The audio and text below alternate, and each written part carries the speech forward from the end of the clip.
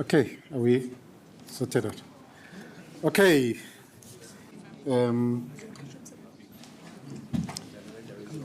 My universal clock is saying it's 2 o'clock exactly, and we are going to start with the session.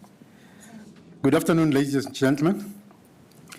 The name is Themba Maseko. I'm the acting head of school at the Wits School of Governance, formerly a Director General of a number of government departments, spent 17 years in the public service, and excited to be welcoming you to this important event. Ladies and gentlemen, our distinguished guests that I'll be introducing shortly, our academics, members of staff, our dear students, members of the university community, and of course, members of the media, those present in the room, but also, I'm told we're standing at 120 online people joining the session. So on behalf of the Vice Chancellor, Professor Zebulon Vilagazi, the Dean of the Faculty of Commerce, Law and Management, Professor Jason Cohen, it is my pleasure and honor to welcome all of you to the Wits School of Governance, Africa's leading school of governance. The school was established at the dawn of democracy to produce the next generation of public policymakers and administrators in all spheres of government and in the African continent. We pride ourselves of producing cutting-edge and world-class research and developing a new generation of public policy makers and independent ethical public servants. We offer postgraduate degrees and executive education programs that are aimed at producing smart and agile leaders who are able to provide the kind of service that our citizens expect. We're also known for our capacity to convene and create safe spaces for policymakers, senior public servants, civil society leaders, and the broader community to have important conversations about the many challenges, not just facing the country, but facing the world. Today marks the second episode of what we term an elections program, which is basically aimed at providing a platform for political party leaders and policymakers to address important questions that are uppermost in the minds of our citizens as we're getting the country for the next general election. But as we know, 2024 is an unprecedented year for democracy, as hundreds of millions of people in over 50 countries across the globe will also be participating in general elections. The list of countries that will be having general elections include countries such as Senegal, Ghana, India, Mexico, Namibia, Rwanda, and many others.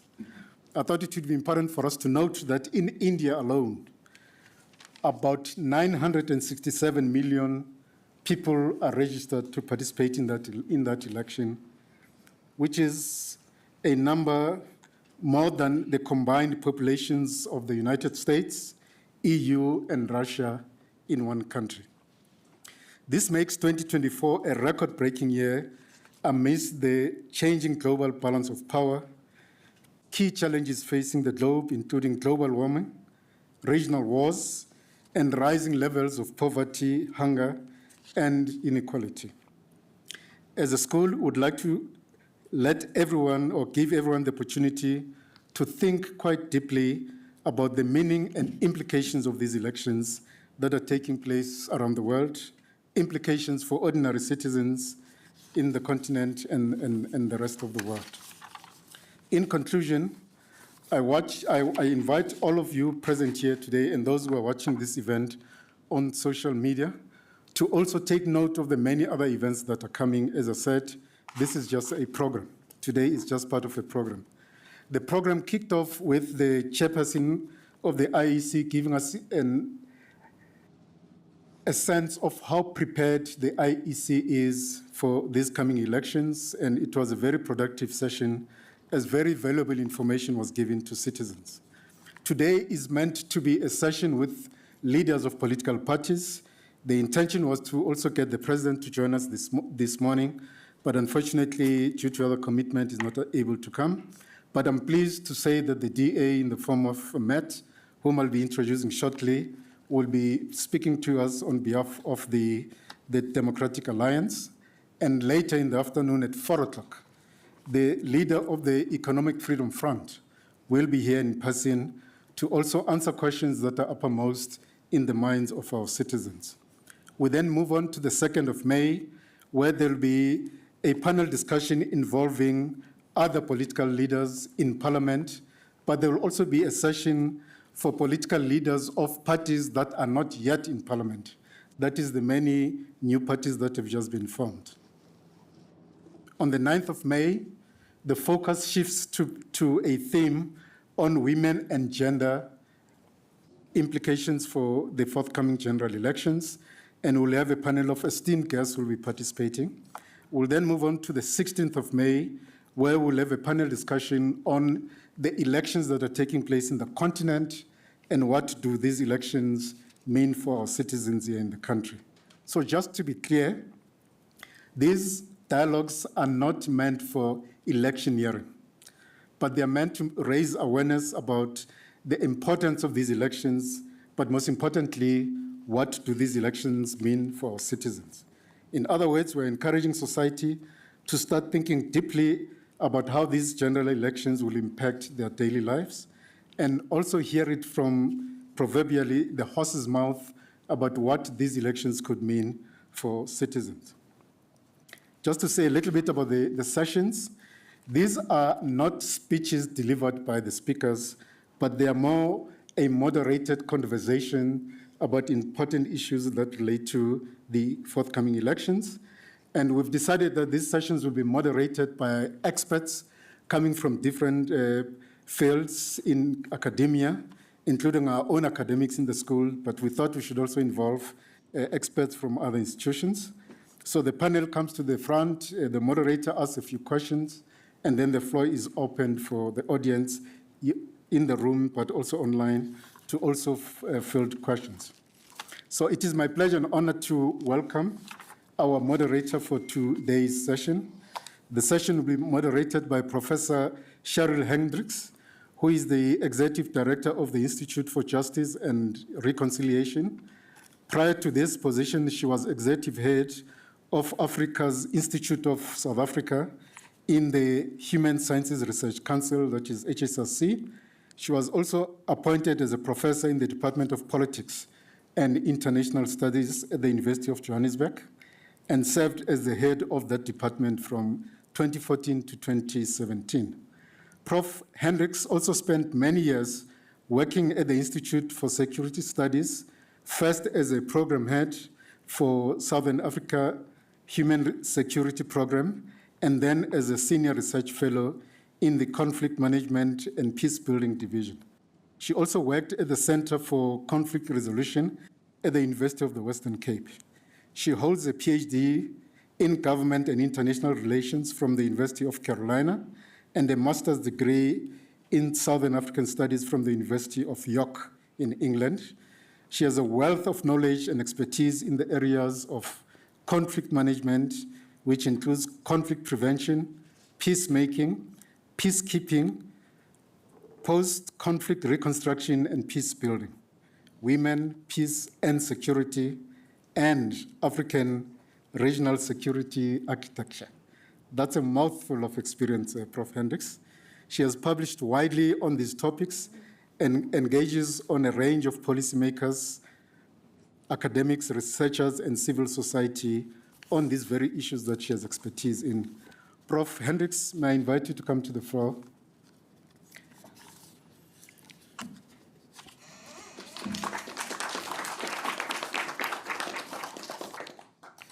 It is also my honor and privilege to welcome our guest for this afternoon, who's going to be speaking to us or representing the views of the Democratic Alliance, Matthew Cuthbert.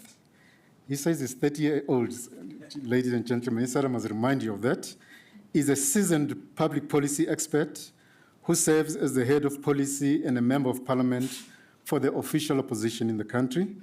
In his current role, he is responsible for formulating party policy, drafting election manifestos, and providing strategic policy direction to the party's leadership. He started his career as a political staffer, followed by a team as a municipal councillor, and most recently, he was the Shadow Deputy Minister for Trade, Industry, and Competition. He holds a bachelor's degree of political science in political studies from University of Pretoria, a postgraduate diploma in business administration from next door, the Wits Business School, and then the one that I'm most proud of is that he holds a Master's of Management in the field of public policy from, guess where? The Wits School of Governance. So he's our graduate. He's also completed numerous professional development courses in economics, legislative drafting, and political leadership. His core areas of interest are public policy analysis, strategy, and communications. There's still more to come, Matt. He is passionate about solving the unemployment crisis in the country, the crisis that the country finds itself in, and believes that meaningful employment is the only route out of poverty into prosperity. He is also an avid writer on topics ranging from trade policy to current affairs and international politics. In his spare time, he enjoys reading non-fiction books, watching football, and sampling different cuisines from around the world. Matt, please join us in the stage. Let's welcome him, ladies and gentlemen. I'm now going to hand over to Prof. Hendricks. Prof, you don't need to stand up. We do it from the chair. Yeah, so I hand over to you to moderate the session, and good luck. Ladies and gentlemen, the session begins. Thank you. Thank you very much, Prof. Maseko. Esteemed guests, members of the university, participants, good afternoon. Really great to be here with you. Let me also extend a warm welcome to everybody to this dialogue on South Africa's general elections, and particularly where we are discussing with political parties about their ways in which they're going to bring changes to South Africa post our elections. As the title says, speak in their own voices as we try to see the world through their lenses. A special welcome to Mat Cuthbert, who, as has been introduced, is a seasoned public policy expert, graduated from Wits School of Governance. He is young, we note, and I think that's a good sign for the Democratic Alliance. It's showing inclusion already.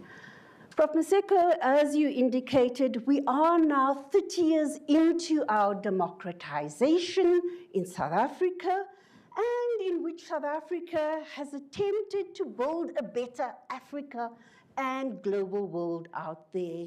And indeed, the Democratic Alliance itself was formed during these 30 years in the year 2000, a merger of the old Democratic Party, the new National Party, and the Federal Party. You are now 24 years old, and therefore you have experience, and as your leader, John Steenhuisen, has indicated, you have the size and the resources to govern the country, he notes. This is South Africa's 7th democratic elections. We will have both national and provincial elections. There will be 27 million voters who have registered. 55% of them would be female. They're all looking for something different. They all want change. Not to speak about change, not to promise change, but we want actual change to happen. Many are noting that this elections will be a game changer, certainly because the majority of the polls show a continued decline of support for the ANC and the likelihood that we will have to enter the terrain of coalition politics. This will therefore be a hotly contested election with a lot of pre-election and post-election partner shopping and political hopping. Elections ultimately are a contest for power, to be in the governing seat, to implement your ideas, policies, and programs. Going into the elections, it is therefore important that the electorate understand the different perspectives on issues. What will you seek to do with the power if you get into the union buildings, if the DA gets into State House? What changes will you initiate? But before I press you on those issues, I do want to sketch a broader context because we do not seek to bring about change in a vacuum in South Africa. It is part of a broader continent and global world, all of which are seeking change. There are many countries, as you have noted, Prof. Maseko, going through elections this year. 28 of them are on this continent. These elections are taking place during a period of global, continental, and national crises that have seen an increase in armed conflict, instability, and insecurity, major shifts in our geopolitics, a reversal of the democratic gains that we have made, a rise in authoritarianism, a rise in militarization, and an increasing mistrust in governance, both of our intergovernmental institutions and of our national institutions. We are in an interim period in which we need a new vision to galvanize us, new thought leadership to alter the trajectory of decline, the discontent, the distrust, and to foster new social contracts, new rules, new norms, new forms of coexistence. South Africa was a leading light in the 1990s for democratization, for development, for peace and security on this continent. We were at the forefront of the transformation from the OAU to the AU, from SADC, double C, to SADC, as we know it today, and even transformation of the UN. However, all of those institutions are challenged today. They are not delivering on the democratic and peace dividends that we hoped they would deliver on, and therefore the mistrust and dissent. South Africa certainly has made progress in a number of areas, most notably ushering in a new constitution and Bill of Rights, ushering in the institutions that will support democratic processes, opening up access to all, providing housing, grants, and yes, even getting many more onto the grid, even if there is no electricity much of the time, and millions more have access to water, even if it's no longer in constant supply or often not drinkable. The glass is half full and getting emptier. As the DA and many others rightly point out, all is not well. Our country faces multiple challenges, and I know you will highlight many of them. So turnaround is needed, and it's a broad we, not just one political party. We have to all put South Africa first to place us on a different trajectory. For the decline and the non-delivery does not only impact the ruling party in terms of losing votes, it represents a fundamental challenge to democracy itself across this continent. People begin to look for other political systems to deliver the economic and security dividends. Hence the coups, hence authoritarianism, militarization, and violent extremism. So what do we have to deal with? I think, and I'm going to be pressing you on this, is not merely a change of the guard, a change of the leadership. We need to be dealing with the nature of the state and its relationship to its peoples, unequal and skewed economies that do not afford the majority a dignified life, the limitations of the democratic systems that we have put in place, the mental and psychosocial challenges that trigger the violences, etc. The questions, the big questions, when you are answering, I'd like you to think of is how do we coexist in future? Internally, with our neighbors, with the broader continent, and externally. So at the moment, many of the political parties are telling us what they see as our key challenges and how they intend to deal with them. There's a consensus about what the challenges are, but not much consensus about how we got here and what we need to do in future. I sketch out this broad landscape because I know that there are no easy answers. I don't expect you to have all the answers. These are the fundamental challenges of our time, and anybody coming into government needs to be able to deal with those challenges. So, Matt, as a representative of the DA here with us today, I'm going to ask you a set of questions that go from the personal qualities of the leader of the DA to the DA as organization, to how you deal with those challenges, and then to the international context. Excellent. Mr. Steenhuisen is the leader of the Democratic Alliance. If the DA comes into power, he will not only be the leader of the DA, he will be the president of this country.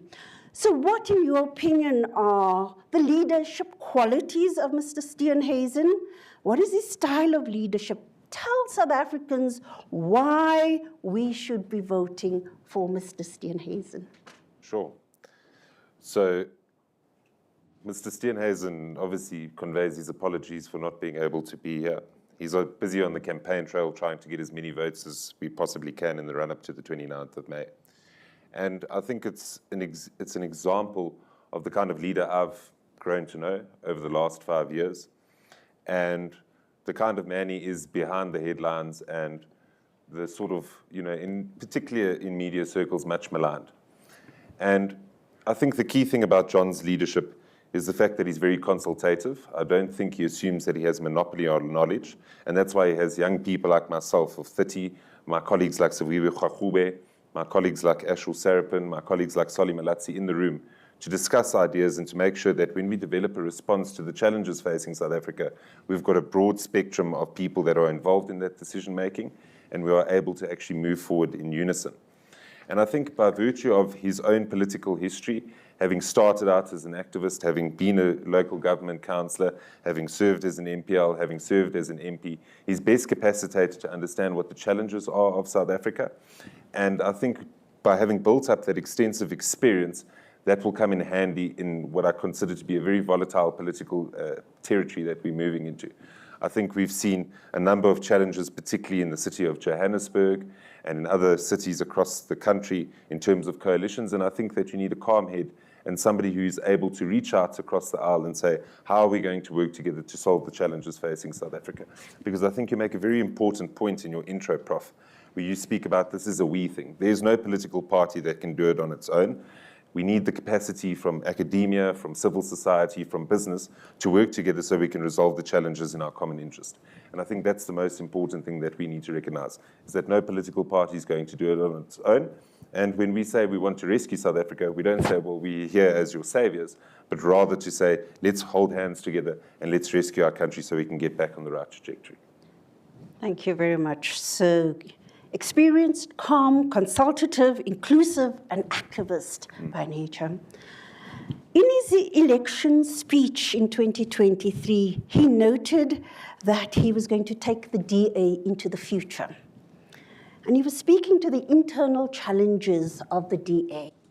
Can you elaborate on some of those internal challenges? How has that been addressed over the past few years? How has he transformed the DA so that it is appealing to a diverse electorate out there? Sure. So I think we went through a period of leadership in our party where we had somewhat of an identity crisis. There was one position that was taken on one day, another position taken on another day. Look at the Black economic empowerment debate on its own. And I think that there was a lack of principle and values in the way in which leadership was executed in our party at that time.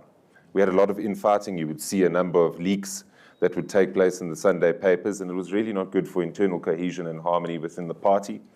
And ultimately, what voters found was that when you spend too much time navel-gazing, instead of focusing on the issues that matter to voters, you're going to get punished at the polls, and rightfully so, we got punished at the polls. And I think it required a number of very difficult conversations over the last 5 years, making sure that we introspect and look at what it is we need to do differently in order to appeal to a much broader base of voters.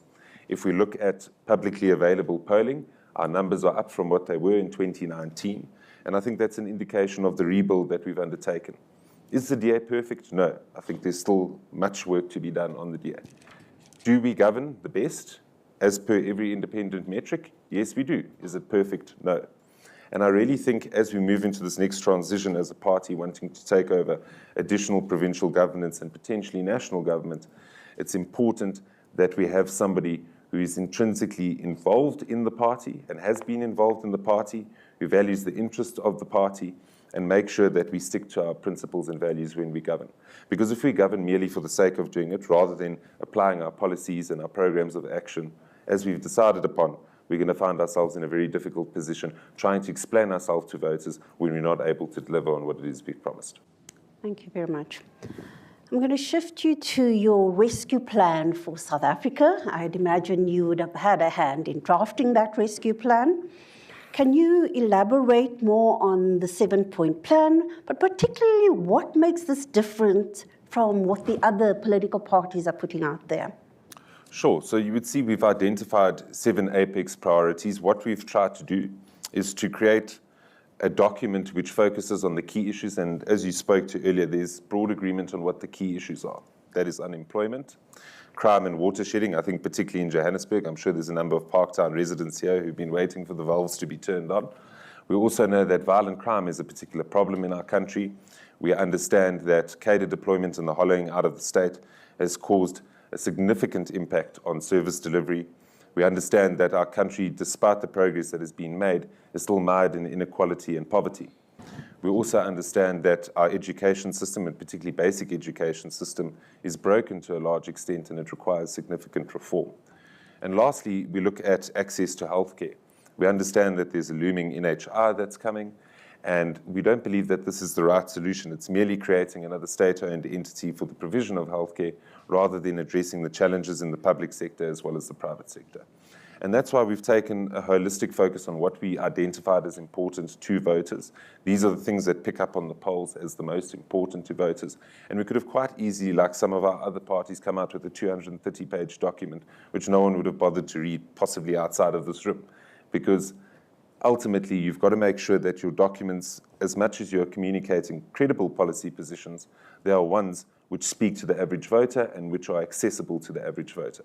And I think that we've been very intentional about the way in which we've tried to approach this to make sure that we squarely identify what it is we're going to focus on. In 5 years, there's only so much you can do when the decay is as bad as what it is. And we need to be very realistic about what we can achieve.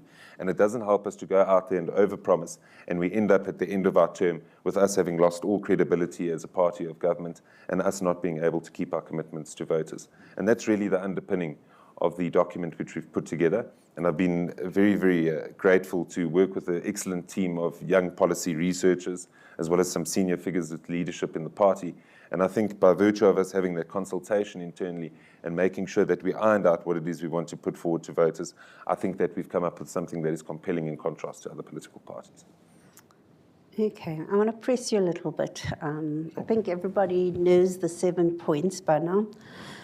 But are our governance challenges fundamentally about not having the right people in place, i.e. because of cadre deployment, not applying the appropriate technical solutions, or because of faltering institutions, or are the problems in our society much deeper than this?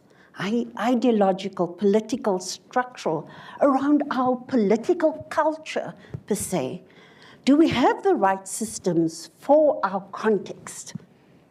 Liberal democracy and neoliberal economic policies may be part of the challenge rather than part of the solutions. Can you speak to this for us, please? Sure. So I think that the challenges we face are multifaceted. I don't think that there's a single issue alone that one could identify as being the cause of the issues in South Africa. Possibly if you wanted to ascribe it to a certain governing party, yes, but I think that there are multifaceted issues that have been with us for a significant period of time.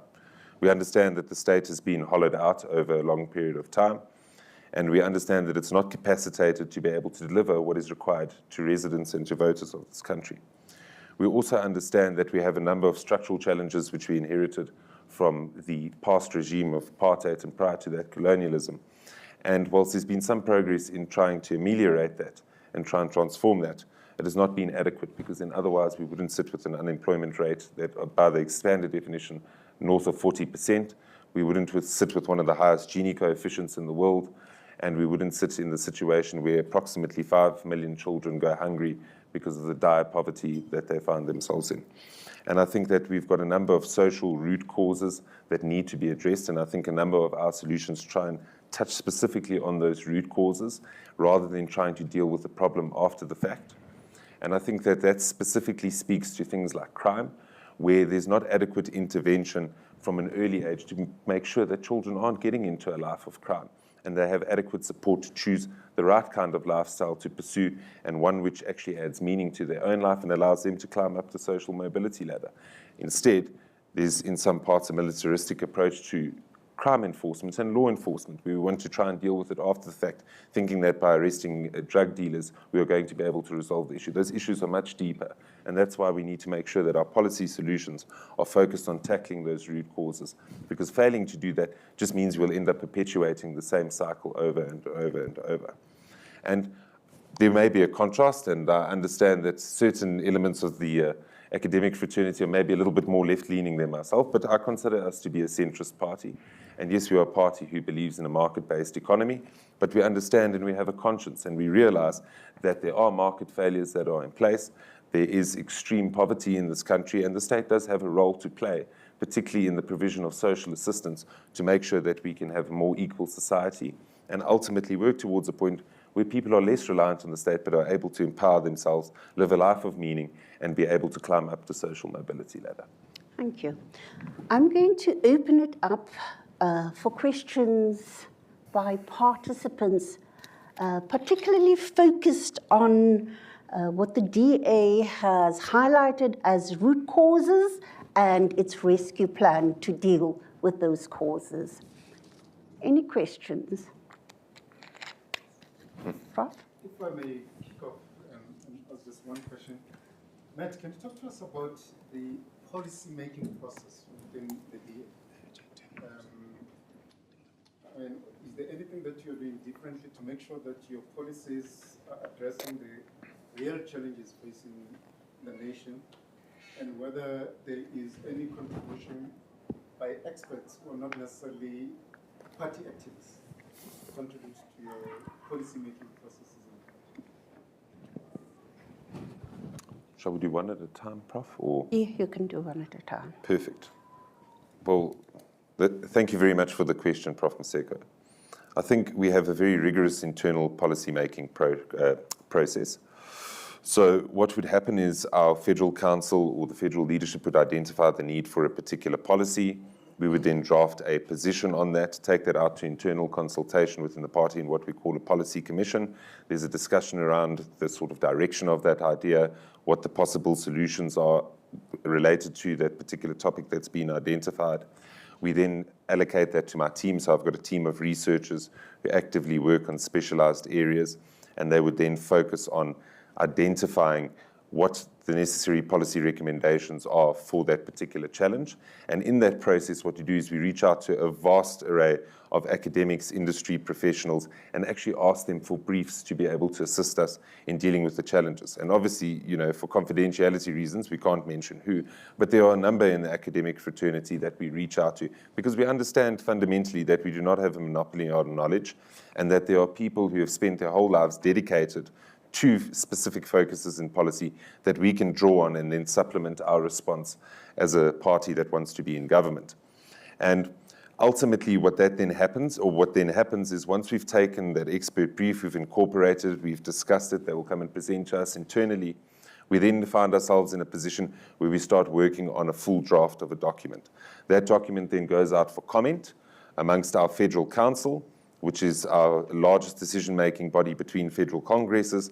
They apply their minds to the policy, they will ask for amendments, and then a vote is subsequently taken, and then that policy is adopted, and then it would obviously come back to us to make sure that we cross all the T's and dot all the I's before it becomes released for public consumption.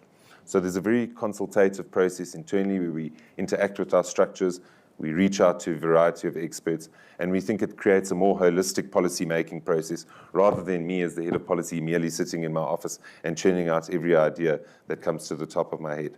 And that's what I think sets us apart from other political parties who may have a more authoritarian style of developing policy in their party, where it's simply the leader who decides rather than the party having those important discussions around it.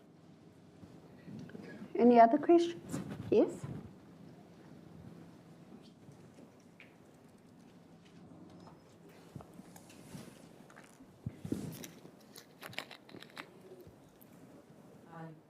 You mentioned that you guys are academics and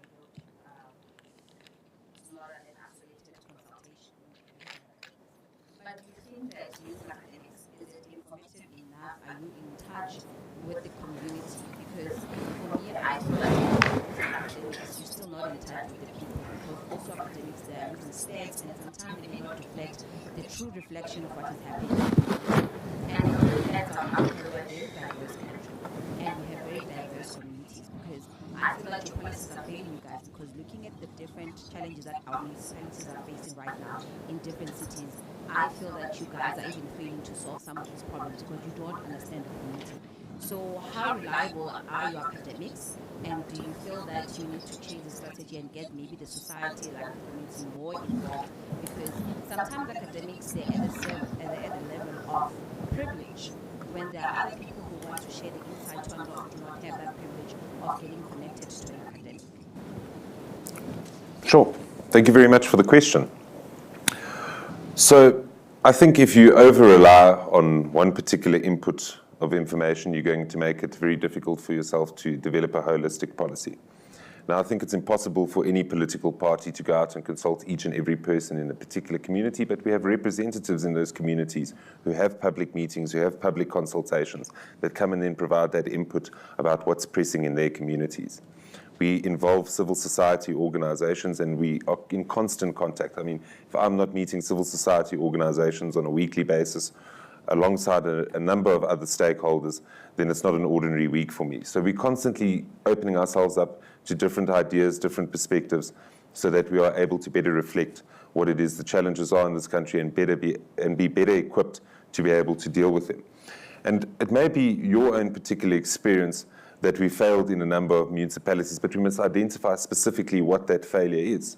And we need to understand what is it that historically has put us in that position, what is it that we are able to do now to ameliorate that situation, and what is our long-term view to be able to resolve that. And maybe I'll use an example there. If we look at particularly what's happened in the city of Johannesburg, or we've looked at what's happened in Nelson Mandela Bay, there has never been a coalition architecture within this country from a legal perspective, from a cultural perspective. It's never been formalized. It's not professionalized in the sense that it is carried out by the state itself like you'd have in a place like Kenya or in Denmark.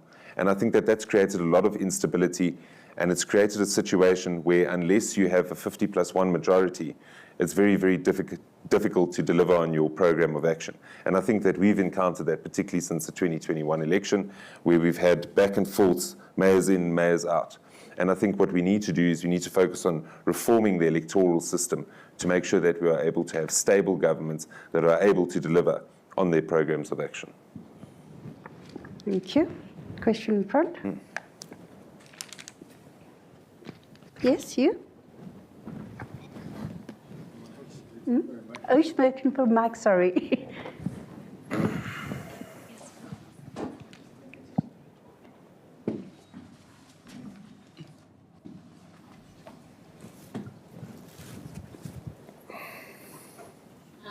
Thanks, guys.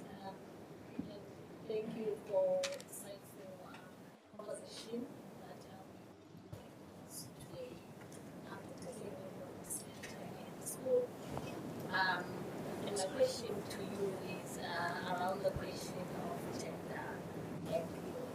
So I'm very much aware you being a young person tells us something about the importance of the inclusion of youth.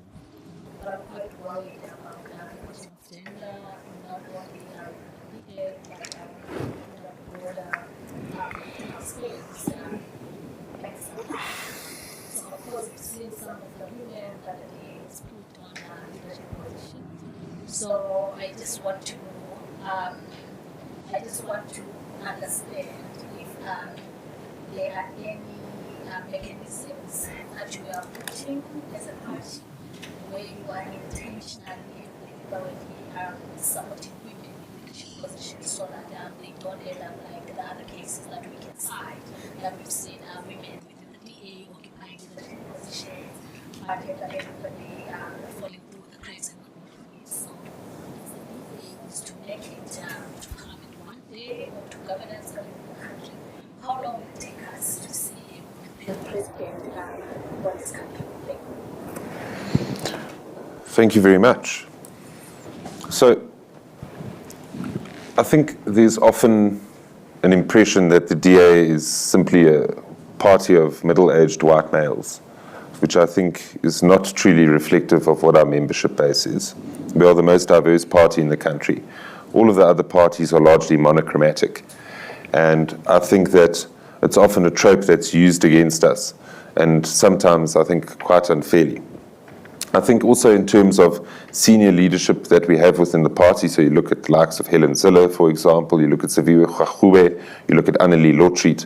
These are all people who hold the highest positions in our party and who have significant influence and decision-making power in our party. We also know that prior to John Steenhuisen and Mr. Musi Maimane, we had Helen Zille as our leader for almost 3 terms. And at that time, she was only one of the only significant political parties with a woman leader at that time. And I think that the kind of culture that we cultivate internally within the party is that regardless of where you come from, you should be able to succeed in the party.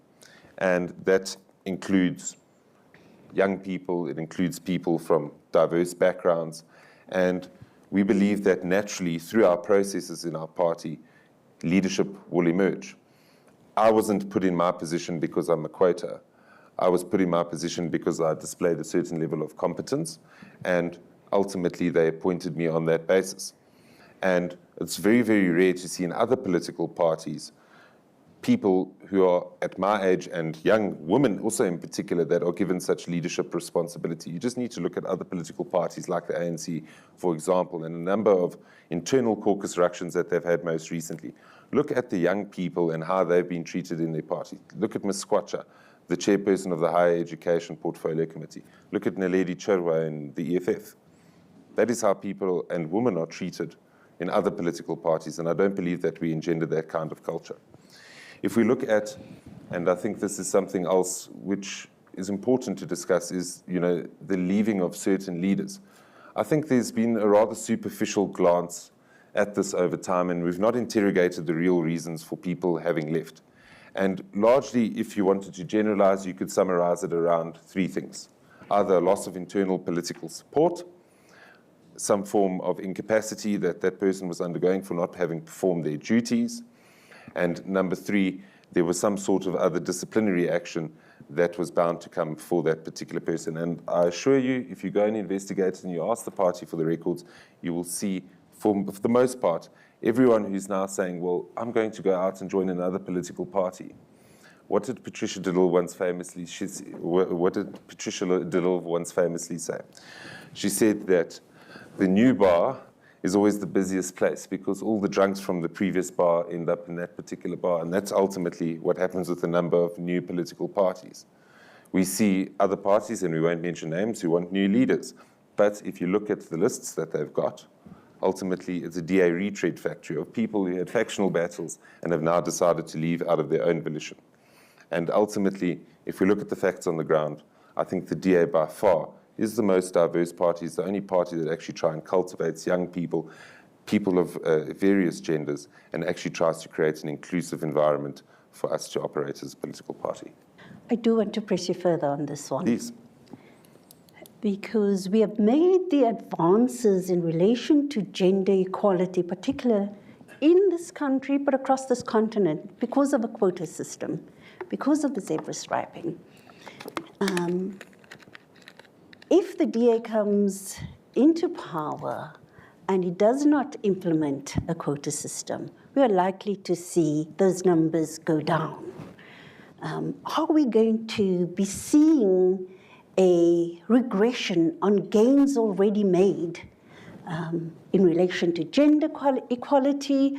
I also have this in relation to Black economic empowerment, in relation to our labor legislation, because you are questioning some of that legislation as well. Are we going to see a reversal of some of the gains made over the last 30 years? I don't believe so. If you look at our track record in the Western Cape, and whilst not perfect, is still independently the best-run province in this country. Also, if you look at Ratings Africa's most recent study, the top 5 municipalities all come from the Western Cape. So it shows that we deliver, and we deliver to the most vulnerable, and particularly in the city of Cape Town, where we have allocated the largest infrastructure budget in the country as a municipality in comparison to either Johannesburg or eThekwini, for example. And 70% of that money is going to be spent in the most poor and vulnerable areas. I don't believe that there would be a regression if the DA came to power. In terms of race, we believe in non-racialism as prescribed in our constitution. And that is something that we are fervent about. We had lost our way 5 years ago where we weren't sure if we were a party of non-racialism or we were a party of identity politics.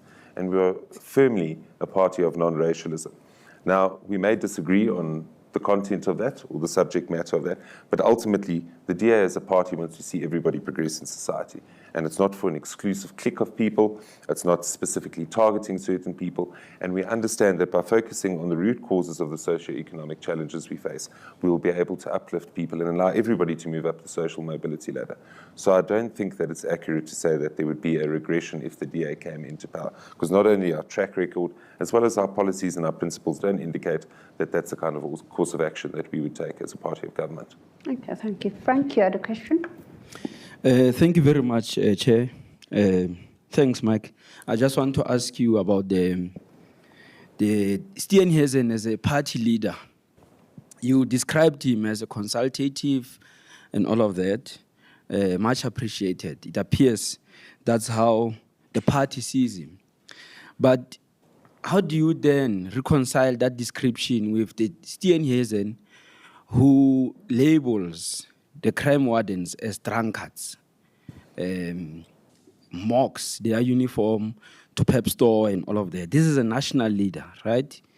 Not just a leader at the small level of our society. So is the DA in support of that?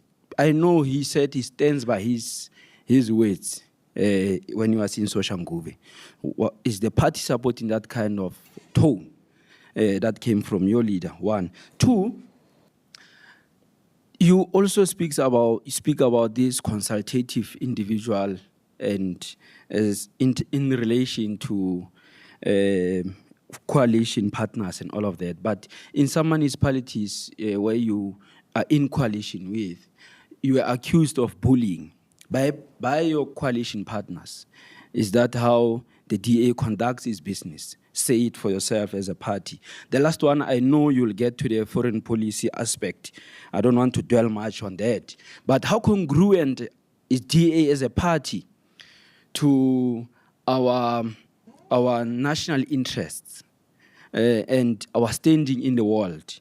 And this is in relation to your invitation to the US as a state to come and observe the elections, and you foregoing the SADC, AU, and the institutions that are relevant to come and do that kind of an observation, but going straight to the US and stating the facts that you stated, the points you stated in that. So how are you guys as a DA nuancing our foreign policy as a state and the ANC's foreign policy or the ANC's engagement with the continent and the world?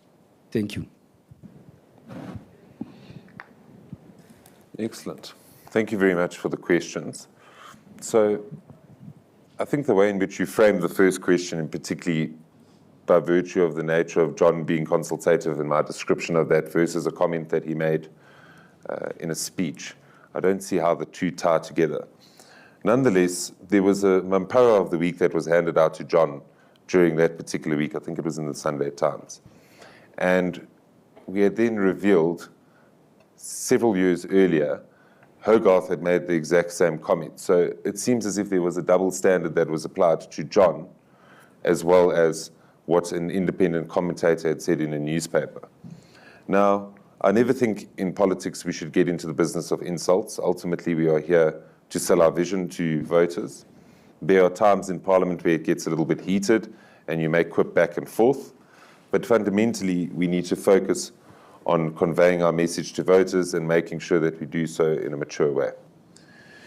In terms of bullying, I think a lot of that speculation, a lot of the allegations have come from certain political parties who misunderstand the fact that we need to govern together and we need to consult with one another, rather than us just going out and putting damaging press releases to try and create some sort of impression about the DA. And I know, sitting on one of the multi-party charter committees myself, that we are fully consultative with the other parties on policy matters. When we were producing all of the joint policy positions, we did so on a weekly basis with all of the parties, and everyone was given an opportunity to contribute, to participate in that process. And I cannot, and the partners can correct me if I'm wrong, but I don't believe that we had one policy session where there was any major disagreement or anybody was accused of bullying one or the other. And I think that everyone understands that we need to be politically mature moving into the coalition environment. And it's important that we take accountability for the kind of decisions that we take. And I think that if we've seen the actions of other political parties most recently, that we need to actually introspect a little bit more before, labeling the DA in a particular way. In terms of our foreign policy interests, and we'll get into this a little bit later with Prof. Cheryl, but maybe just some broad strokes here. As a party, we need to pursue our national interest, of course. But that national interest needs to be guided by the values which we hold dear, such as freedom, democracy, and the like. It was most unfortunate in that particular case with the letter, which was actually sent to a number of other countries, and not just Western countries, that was the letter that the Sunday Times decided to publish. And ultimately, the appeal that was made was for additional election observers to make sure that the integrity of the election is protected.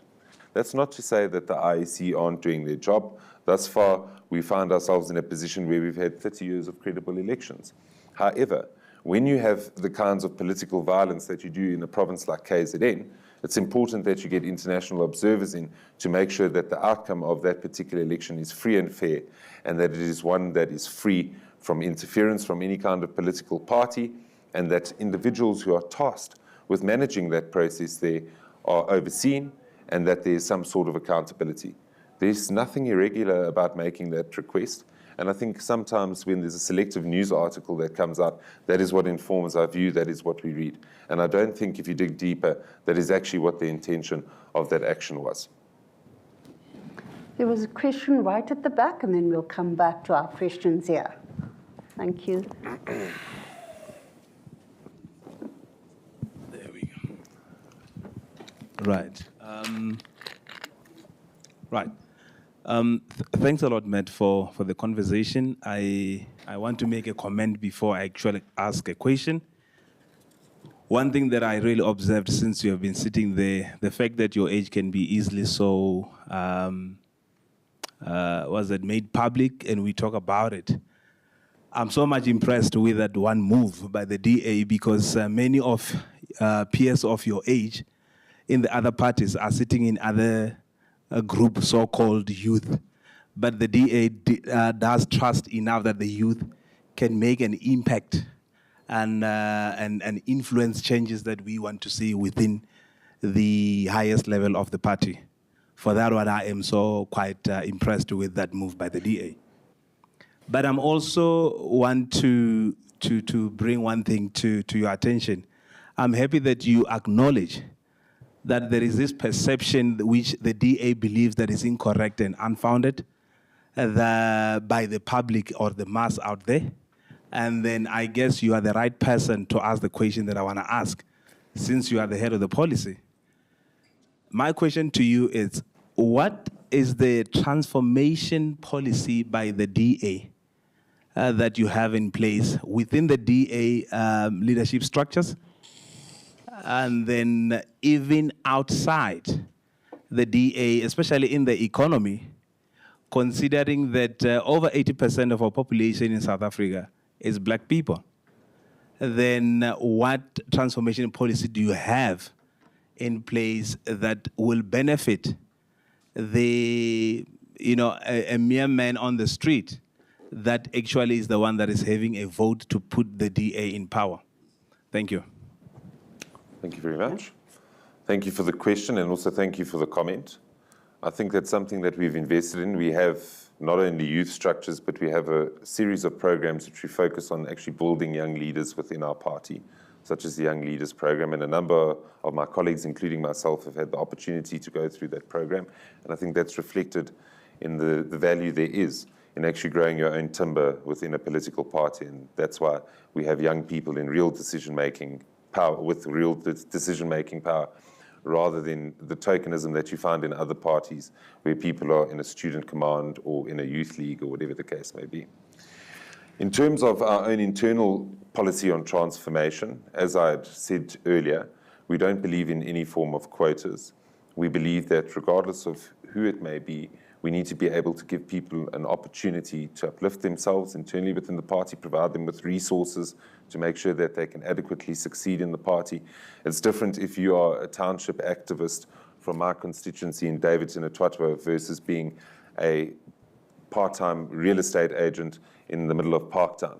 And I think we need to understand that people require more support in that respect to be able to actively involve themselves in the party structures, and also to make sure that when we're engaging with people, it's in a way that they can understand. If you're not an English first language speaker, it doesn't help if I come and give you a 50-page policy document. We need to be able to have leadership that are able to have different kinds of conversations with different communities.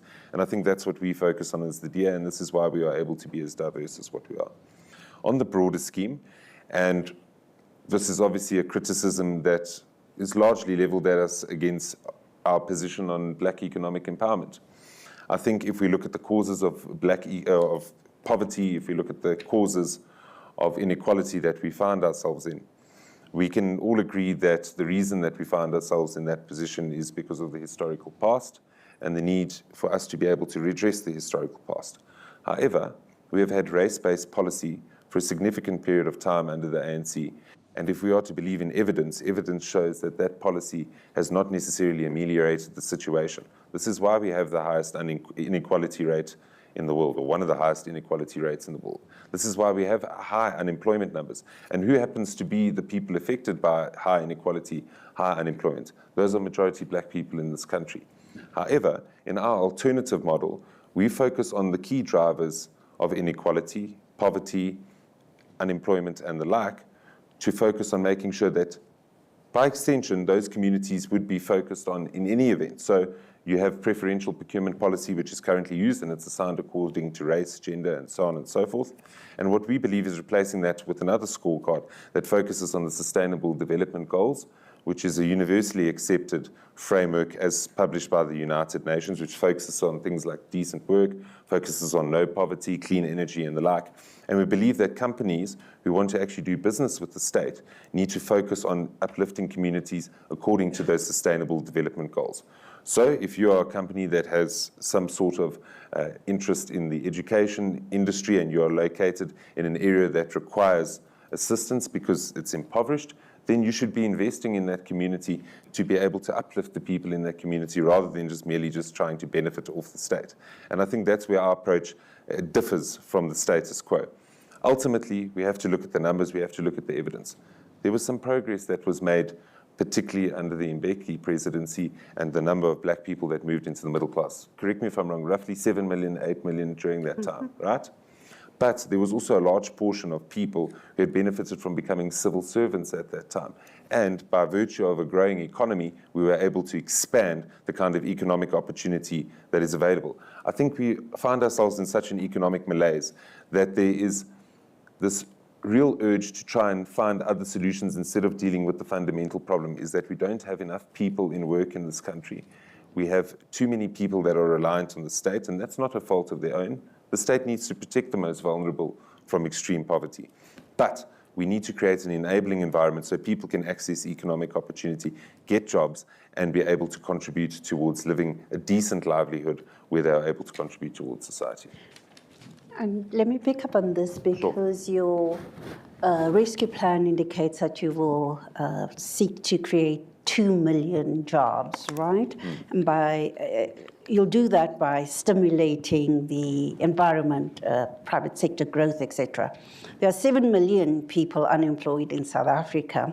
So the safety net for the other 5 million, I'm pushing you towards your stance on social grants, Sure. the social relief fund, the basic income grant, etc. What is the DA's position on these grants? Sure. So to start off, we obviously have a significant amount of people who are unemployed, as you've rightly said.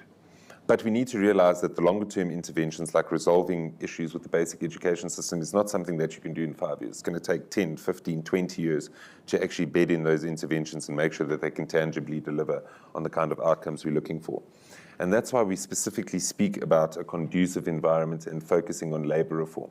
And some people may say, oh, well, you're trying to exploit workers. That is not what we're trying to do. The thing is, you have a simple choice in this country. If you are able to get an SRD grant, you can be a recipient of an SRD grant. But it is illegal for you to earn 6 times that amount by virtue of you foregoing the minimum wage and using your agency to forego the minimum wage, not the state telling you you must forego the minimum wage. And we've done a calculation that even if the SRD grant over a period of 40 years was to increase by inflationary amounts, it would not amount to what half the minimum wage is currently. And the thing is, the longer you remain unemployed, the less likely you are to ever be employed. How many people do you know in your social setting that are in their mid-30s towards their 40s that have never had a job in their lives? They have matric, they possibly have other qualifications, but they've never had the real opportunity towards living a dignified life and earning an actual decent income. And that's what we're talking about. But more specifically on your question, Prof, in terms of the social grant, we understand that it's imperative that the state protects the most vulnerable from extreme poverty. And this is why we have proposed increasing it. It was 510 at the time. The Minister of Finance subsequently changed it to 520, and we want to increase that to the food poverty line. We have worked within the existing fiscal framework to make sure that we are able to identify the 40 billion rand so that we are able to provide that. So it's something that is costed and something that we've been able to identify as a key driver of protection of the most vulnerable in this country. In terms of the SRD grant, we propose that it must be turned into a job seekers grant and incentivize people to go out and seek work or try and start a business for that matter so that we use that as an enabler. And very similarly in the Western Cape, we've started what we call a work seekers voucher, where people are able to access transport within the city of Cape Town and the surrounds so that they are actively able to go and seek work. And it works along a similar principle. It's also a qualification which has been introduced in a number of other countries that have very generous social assistance packages. In terms of the basic income grant, in principle, we support the basic income grant, but we understand that we need to have the fiscal space in order to be able to afford a basic income grant. And it's important that whatever decisions we take, when you've got a debt to GDP ratio like we do, when you've got the kind of pressing challenges that we do as a country, that it must make economic sense. It doesn't help for us to go out there and say, well, if you've got an honours degree or a master's degree, we're going to give you a 10,000 rand basic income grant, because then we'd be lying to people, number one, and we would not be dealing with the reality that we face where this country is in an economic and a fiscal crisis. And that's why I believe we've got not only a compassionate, a party with a conscience approach towards social assistance, but also a realistic one, understanding that whilst we need to try and protect people from extreme poverty, we need to work towards a position where we have more people in jobs, less reliant on the state, so you can eventually provide a more generous package for those who do happen to be reliant on the state because of market failures and the like. Thank you. So the land issue is a key issue for South Africa. We know that the EFF has this as one of its main points. Your manifesto seems rather silent on this particular issue. I know that you have a land policy. Perhaps articulate for us what is the DA's stance on land reform, land redistribution, and how does this policy differ from that of the ANC's? Sure. So there is a section in the manifesto on land reform and on land ownership. There's obviously a more detailed land reform policy, which we have recently adopted several months ago. And as I said at the beginning, in a manifesto, you can't give an exhaustive list of policy positions because I could end up with probably a 500-page PhD thesis that I could submit, and no one's going to read it, unless it's the learned people in this room, of course. And we believe that it's important to protect and expand private property rights. We believe that there's been a failure to transfer title deeds specifically in predominantly black areas. And it's been a great difficulty for people who actually don't have ownership of the land that they live on and the property that they have been promised either by the state or through some form of redistribution. We believe there's not been sufficient post-settlement support. So in some instances where there's been a land claim and somebody successfully got that land claim granted, the state has not actually stepped in to assist people who are running commercial entities to make sure that it's sustainable in the long term and so that it's something that generates value for the local community. It's also important for us to reject the kind of radicalism, and I'm sure you'll hear about this at 4 o'clock, that the EFF are propagating. Ultimately, I think the EFF have been very effective at identifying land as an issue, and I don't discount the importance of that issue. But I think that the way in which they've identified land has conflated it with a number of socio-economic challenges that we face, like the fact that people aren't able to seek work, the fact that people are not living lives of dignity. And I think it's a very emotional pull to tie people to land. But I think there's a much broader set of solutions that need to be focused on in order for us to address the underlying inequality and poverty in this country. Okay, thank you. I'm going to open it up for questions just on unemployment and the land issue. Let's focus on those two. Any comments, any questions? Thank you. At the back.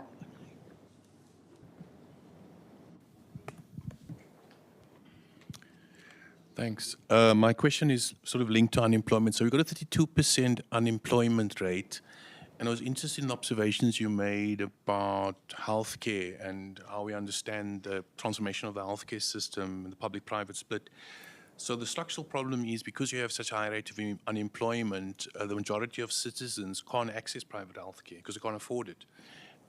And yet we have a system of subsidies to the tax rebates that affords essentially the middle class, the privileged slot of society, which constitutes 16% in healthcare terms, to access these forms of provision.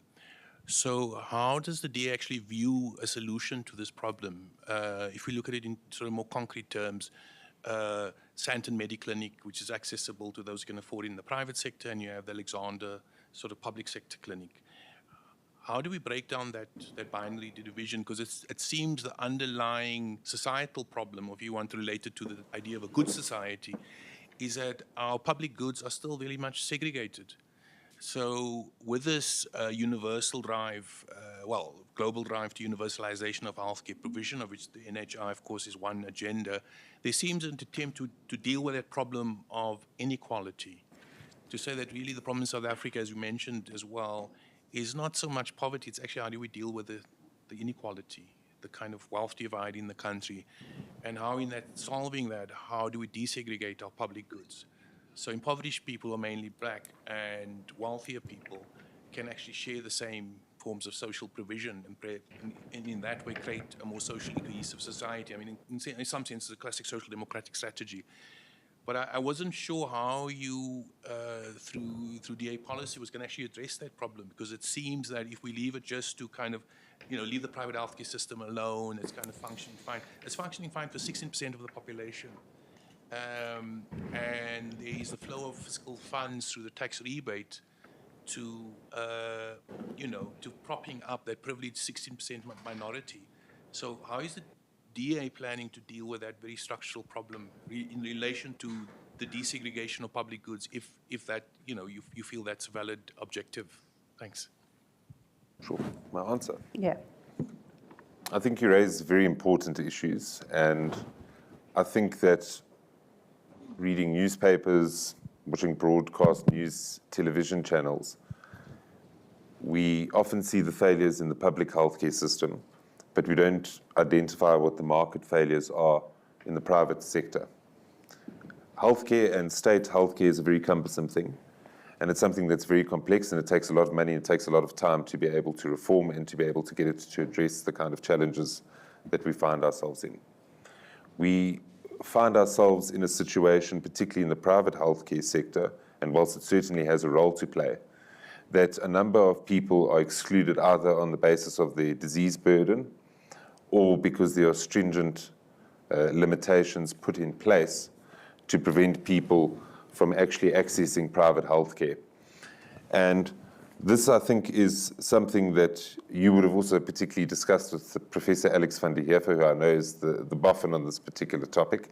And we've also had a number of conversations around this particular issue, is that you can't simply go in and say, well, I'm going to privatize the entire healthcare sector, because it's not going to work, number one. And secondly, we can arrive at a situation where we invest enough resources into the public healthcare sector so that even private healthcare clients are able to go and source specialist treatment and equipment at public healthcare sectors. And it's got to be integrated in some way. What we have proposed, and this is building on the work of the health market inquiry, and that's largely the approach that we followed. Number one, there's a number of governance challenges that are faced by the health sector, particularly in the appointment of medical professionals, particularly the fact that politicians interfere in the healthcare sector rather than allowing it and leaving it to those who are best equipped to be able to deal with decision making. We also have a very centralized procurement system instead of entrusting hospital CEOs to focus on doing what's best for their hospitals in terms of infrastructure requirements, in terms of hiring and so on and so forth. And then we also look at it on a macro level in trying to actually equalize healthcare access in this country by introducing what we call a social reinsurance fund and some form of risk pooling so that it's easier for people who have a certain disease burden or who are of a certain age to be able to access private healthcare services. Now, I think there's a lot of discussion to be had around the private medical tax credit itself. But I believe by actually having that risk pooling approach, we would be able to expand access across the board, and we would also then be able to focus on making sure that we improve the public healthcare system and allow more access in the private healthcare system. Thank you. There was another hand at the back.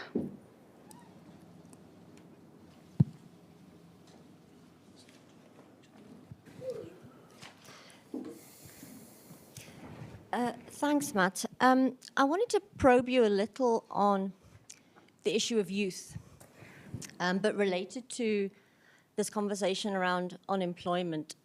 So, as much as we know that gender quotas, for example, and representation of women in political parties and in parliament has not always translated into meaningful policy outcomes in terms of gender equality. Similarly, although it's really encouraging that, from what you're saying, the DA is cultivating young people within the party, I'd like to know a bit more about what the DA is doing and what the DA's policy vision and ideological leanings will do to address the deep structural problems that face young people. So, bringing in qualified, highly skilled young people to work within the party is one thing, but we face huge, vast unemployment amongst the youth in South Africa. And we know that unemployment is disproportionately affecting a large number of young people. So what will the DA's policies do to address that challenge where unemployment is structural, there's a skills mismatch? It speaks to issues of skills development and education and to social assistance. But what will the DA do to address those kind of deeper problems in a way that addresses the kind of multifaceted challenges that face young people, where there's not one particular policy that can address that wholesale? What will the DA do to address the kind of youth crisis in South Africa? 100%. Thank you very much for that question.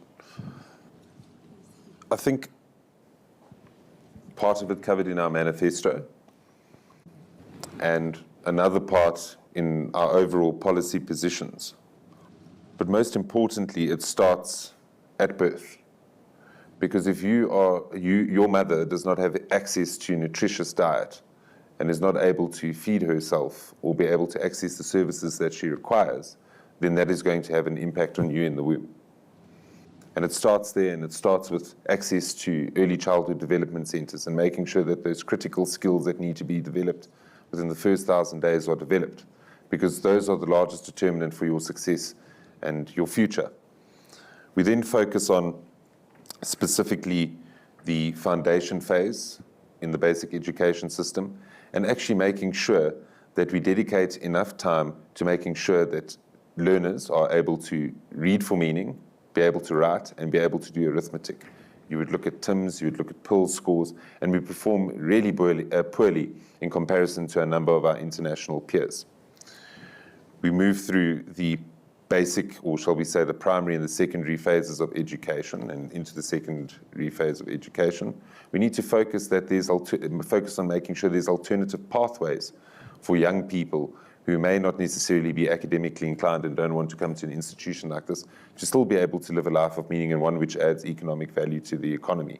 And that means creating specialized internships and apprenticeships for specific categories of workers, focusing on making sure that when you get to a particular point in your educational journey, you can choose if you want a vocational track, which actually gives you a credible skill such as plumber or electrician or so on and so forth, so that you are able to pursue that moving forward. If you take the academic route, I think that's quite a well-established route. There's more questions around access and what it is that we do to increase access to those kinds of opportunities. And then we look at it from a higher education perspective and making sure that we focus on the missing middle, who I think are predominantly affected by this. I think particularly this has been quite topical over the last 6 years, at least, with fees must fall and so on and so forth. But ultimately, can we say that the kind of funding which is being provided for higher education is contributing towards the kind of skills we need as an economy, and one which allows us to actually absorb labor in the country?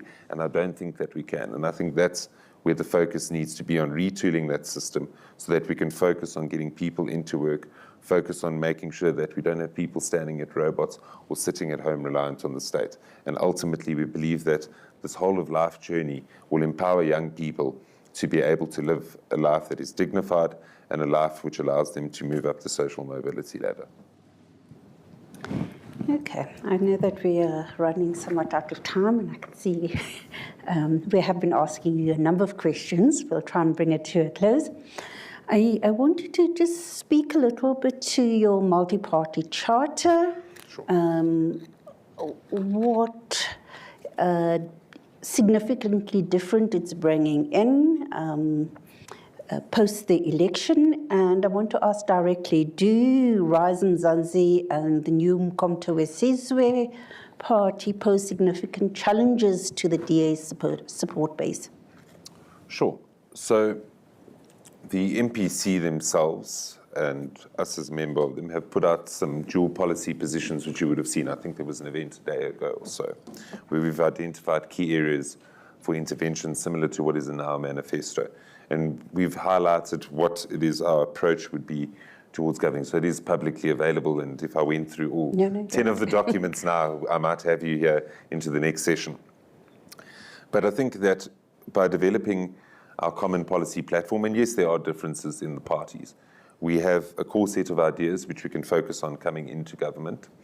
And ultimately, we focused on working across the aisle to try and ensure that there is a clear alternative to the ANC and the status quo, noting, like you said earlier, that the ANC has a very high probability of falling below 50%.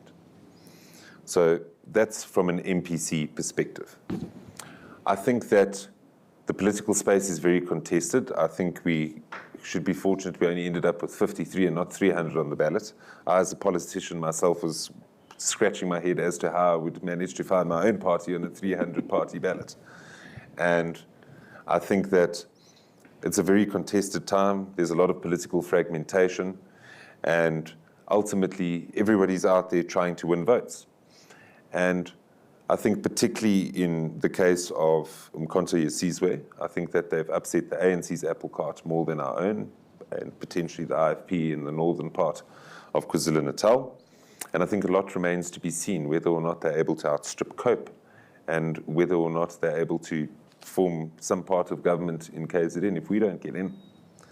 I think in terms of Rise Mzansi, I think it's rather strange that they talk to the idea of the DA being a white party, but predominant of their focus is in white suburbs instead of focusing in township areas. And you can see that by the proliferation of their posters in places like Constantia in the north of Johannesburg. So it's rather disingenuous. Also to try and displace the party, and we're all open to political contestation, but to try and displace the only opposition party in the country sort of defies logic a bit. Surely we should all be working together, and this is why we invited them to the MPC, so that we can displace the ANC from government, because we know how the ANC government have failed us. And I think that would have been a more constructive approach. I think there's also, and you will have them in a session, I'm sure, in the future, and you can quiz them on their party policy positions. But there are a number of policy positions for me personally, which I question and which they don't seem to be very clear on. And there seems to be a lot of flip-flopping around certain critical issues that are important to the electorate. But nonetheless, we came here to talk about the DA. Mm-hmm. So I'm happy to talk about the DA, and I'll leave the analysis to the political analysts.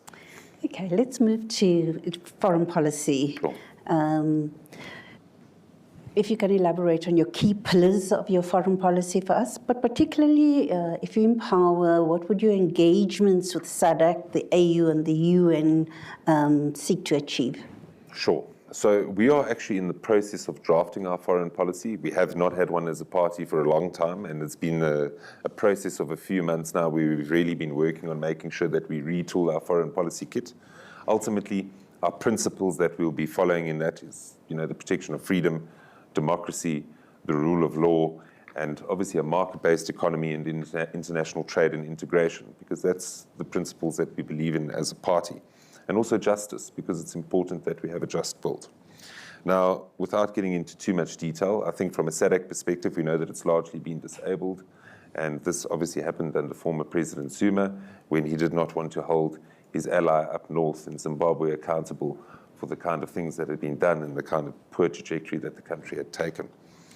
And that is something that needs to be reformed. SADC needs to be given teeth so that it's able to intervene in regional matters and be able to actually play an active role in maintaining peace, security, as well as economic integration within the region. From an Africa perspective, I think that the AU could be playing a far more significant role. I think that is an exciting opportunity, particularly in the context of the AFCFTA.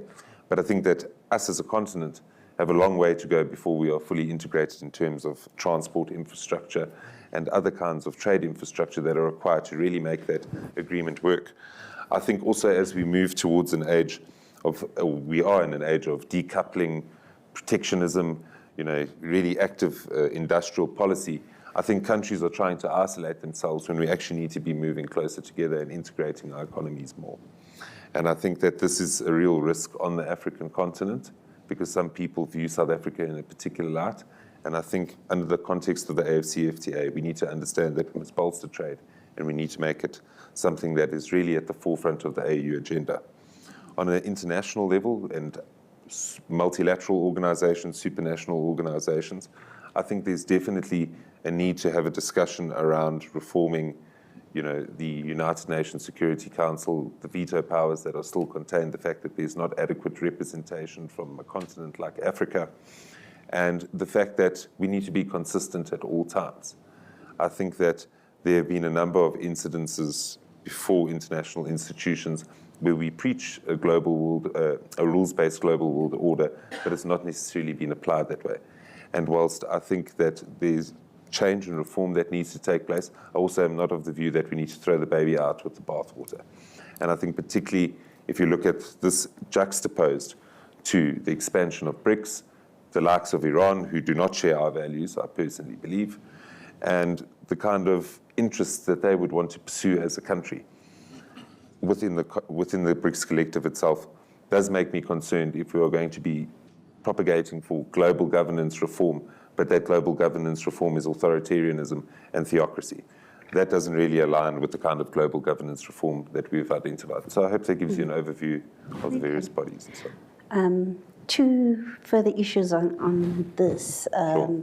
So there's the Russia-Ukraine conflict at the moment, Palestine, Israel conflict, and South Africa has been at the forefront of certain initiatives here. Russia-Ukraine, the African Peace Initiative, and now with the International Court of Justice. if the DA comes into power, will it continue to pursue these initiatives? Well, the court case was brought by government and must be allowed to run its course. The DA would not interfere with that court and will abide by what the ruling of the court is. We've underscored the need for an immediate ceasefire, for a political solution to be found, particularly in Israel-Palestine, so that we are able to have a long-lasting path towards a two-state solution where there's a secure Israel and a sovereign Palestine that are alongside one another. I think particularly if we look at it most recently, there has been significant humanitarian toll, whether it be malnourishment, whether it be the fact that people have been killed by merciless bombing. And it's something that needs to be addressed urgently. And whether or not the court rules, it's a political solution that needs to be undertaken now.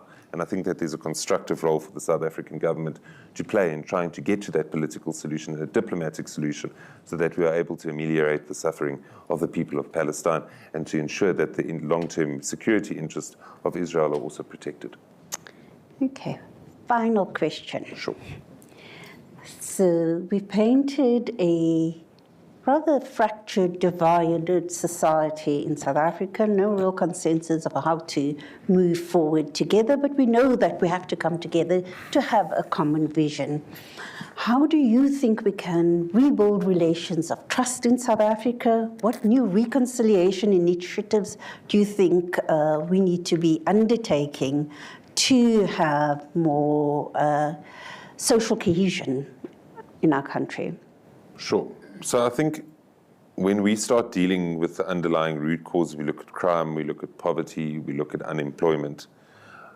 There are studies which I'm aware of that point to how that kind of prosperity in dealing with those issues actually resolves societal relations. We come from a very painful past as a country, and I think that there's been much work to try and address that. But I think when you look at the stark inequalities and the fact that there is vast unemployment, that people don't have access to the same kind of services that certain groupings do, that creates a fractious society. And I think ultimately, as we move forward as a country and as we focus on uplifting people and making sure that they have access to opportunity regardless of where they come from, that will go a long way in being able to create a socially cohesive society. I think it's also important to have discussions, and this is not even on a policy level. I think it's important in your own friend circle to make sure you've got a diverse group of friends, that you listen to other ideas, that you take other people's perspectives into account, and that you actually in your everyday life try and practice what you preach and try and live in the society that you want to see. And I think that a political party can do so much, but I think it's up to ordinary South Africans to identify that they have to do the hard work to make sure that we have a more integrated society and we have one that better reflects what our collective vision is for the country. Thank you so much, Matt. You have been in the hot seat. It's been a time. But you articulated the DA's position, I think, very well.